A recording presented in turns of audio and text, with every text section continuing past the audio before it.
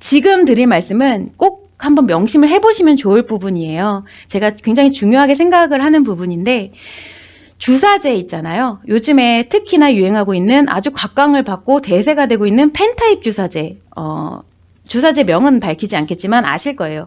펜타입 주사제가 있고 또 하나는 다이어트 수액이 있습니다. 이런 것들이 정말 안전하고 건강할까? 라는 부분을 궁금해하시는 분들이 많이 있어요. 가령 이런 펜타입 주사제, 먼저 펜타입 주사제를 봤을 때 이게 원래 당뇨병 치료제죠. 원래는 다이어트 약물이 아니에요. 그런데 이 혈당 문제와 비만과의 연관성이 크다 보니까 거기서 이렇게 막 혈당을 조절하다가 보니 체중 감량 효과가 있어서 다이어트 약물로서 이제 계속 처방이 되어지고 있는 현실인데, 그 효과가 식욕 억제제처럼 막 교감신경, 부교감신경 이런 것을 흥분시켜서 나타나는 효과가 아니라 이제 호르몬을 작용시키면서 영향을 미치면서 포만감을 지속한다거나 아니면은 혈당을 낮추면서 위장 운동도 억제시키고 이렇게 배고픔을 좀 적게 먹어도 배고픔을 잘 못 느끼게 하는 그런 안전한 작용이라는 것을 굉장히 강조하고 있거든요.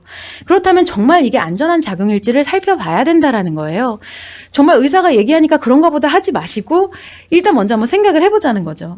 먼저 위장 운동을 억제시킨다는 자체가 부작용이에요. 신진대사 활동 중에 칼로리를 소모하는 부분이 이 소화기관도 상당 부분 포함이 되어 있거든요. 그래서 위장이 활발하게 움직이고 소화가 잘 돼야 사실은 대사율도 높아집니다. 그런데 단순히 흡수율을 떨어뜨려서 배고픔을 지연시키고자 이런 위장 운동을 인위적으로 억제한다는 것은 그 자체로 좀 위험하고요. 그리고 건강에 위배되는 작용이라고 볼 수가 있어요. 그래서 이제 예를 들어서 펜타입 주사제를 맞고 나면은요, 기름진 음식에 대한 섭취를 제한시킵니다. 왜냐하면 이 기름진 음식을 먹었을 경우 소화 흡수 작용이 잘 안 되기 때문에 복통이 생기게 되고 설사를 하게 돼요. 그 대신에 이제 기름진 게 지방이 흡수는 잘 안 되겠죠. 그런 효과를 노리는 건데 누가 봐도 부작용이죠. 어째서 이렇게 저급한 작용을 효과성이라고 강조를 하는지 사실 이해가 가지 않을 따름이라는 거죠. 그런데 다이어트에 매진하고 계시는 분들은 내 몸이 망가지든 말든 그저 기름진 것이 흡수되지 않는다는 점, 그리고 강압적으로 그것을 억제할 수 있다는 점, 배고픔을 덜 느낀다는 점을 통해서 쌍수를 들고 환영을 합니다. 저 역시 그러했고요. 예전에 다이어트 중독이었을 때는 뭐가 됐든 살만 빠지면 돼 라고 생각을 했었고, 이렇게 상쇄 작용에 의해서 외형을 변화시켜서 관심을 받고자 하는 것에 몰입하고 집중하기 때문에 나타나는 현상이거든요. 아무튼, 그리고 두 번째로는 혈당 저하에 대한 부분, 혈당을 낮춰준다는 것을 효과성으로 강조를 하는 부분이에요. 당뇨병 치료제다 보니까 당연히 혈당 저하 효과가 있겠죠. 그런데 제가 이 펜타입 주사제를 체험해 볼 수 없는 이유가 뭐냐면, 저는 이런 혈당에 대한 부분, 그러니까 탄수화물을 제한시키는 다이어트를 많이 하기 때문에 현재 저혈당증에 있어요. 그렇기 때문에 이 펜타입 주사제를 맞으면 저는 이미 저혈당증이니까 혈당 저하가 있어서는 안 되기 때문에 경험을 할 수가 없는 것인데, 당뇨병 치료에 있어서도 주사제의 부작용 중 하나가 이런 인위적인 혈당 저하로 인해서 혈당 과다해서 저혈당증으로 변화하는 위험이 있어요. 그래서 당뇨병 환자들도 이 부분을 조심해야 됩니다. 그런데 당뇨병 환자도 아닌 여러분들이 혈당 저하를 야기하는 주사제를 맞는 게 과연 안전할까냐는 거죠. 이런 말씀을 드리면 혹자는 여러분들은 누군가는 병원에서 의사가 처방하는 것이니 알아서 조절해주지 않겠냐라고 하시지만, 애초에 의사분들이 조절해줄 것 같으면 정상 혈당 분들에게 이런 주사제를 다이어트 약이라고 권하지도 않을 것이라는 거예요. 조금 세게 좀 말씀을 드린 것 같은데 솔직히 좀 화가 납니다. 의사분들은 여러분의 저혈당을 책임지지 않고 관심도 없어요. 왜냐하면 의료법 위반도 아니고요. 여러분이 저혈당으로 사망을 한다고 해도 저혈당이 일단 발생을 했어. 그러면은 관리를 못한 자신의 잘못이지 저혈당 자체만 해도 즉각 사망을 하는 것은 아니거든요. 그 저혈당증을 유발시킨 의사의 책임이 되지 않기 때문에 의사는 그런 2차적인 부분까지 신경을 쓰지 않는다는 거예요. 그런데 그런 의사를 믿고서 내가 알아서 해주겠지 이렇게 생각을 하면 안 된다라는 거죠.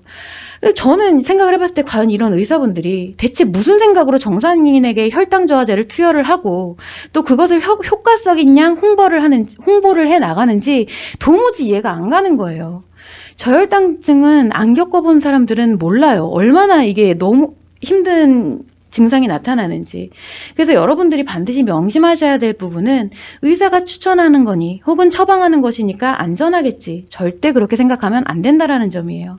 더 위험한 것은 뭐냐면 다소 그래 위험성이 있을 수도 있겠지만 살이 빠진다니까 뭐 이렇게 생각하는 것입니다. 살을 빼는 게 뭐라고 대체 뭐라고 몸에 독을 주입하냐는 거예요. 잘 쓰면 약이 된다는 것은 정말 잘 써야 되는 거예요.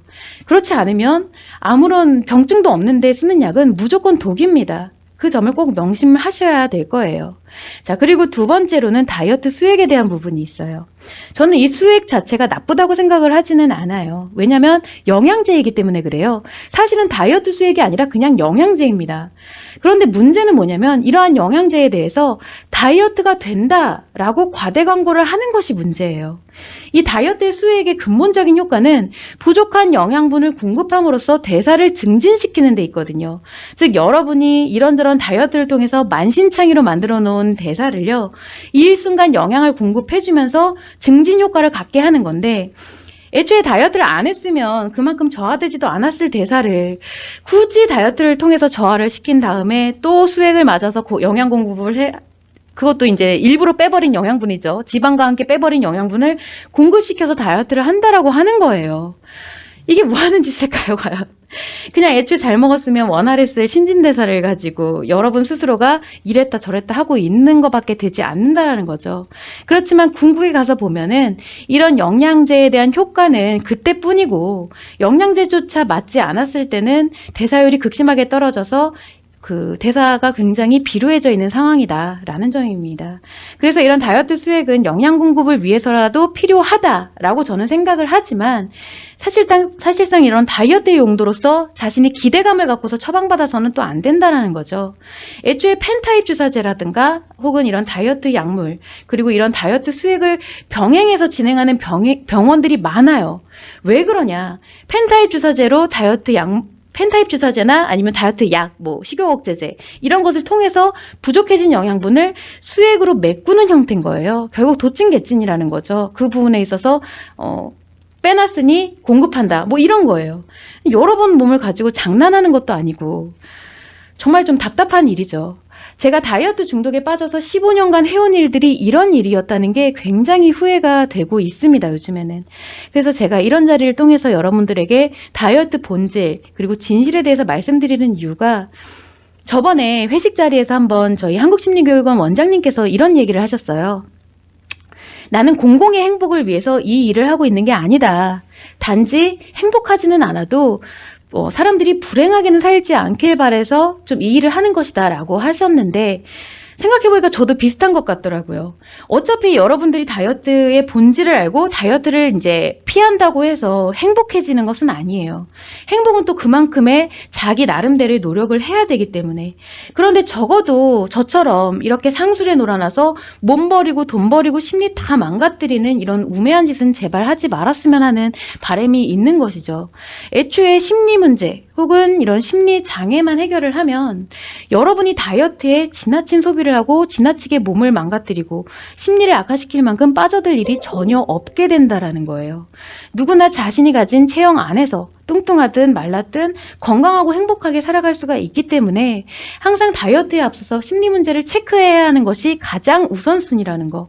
이렇게 계속 말씀을 드리는데도 여러분은 당장 내가 빼야 할 킬로그램에 대한 필요한 정보만을 찾고 있죠. 그래서 제가 하는 말들은 사실 여러분이 뭐래 심리 문제가 무슨 다이어트에 도움이 된다고 라고 생각하시는 경우가 대부분입니다. 저도 알고 있어요.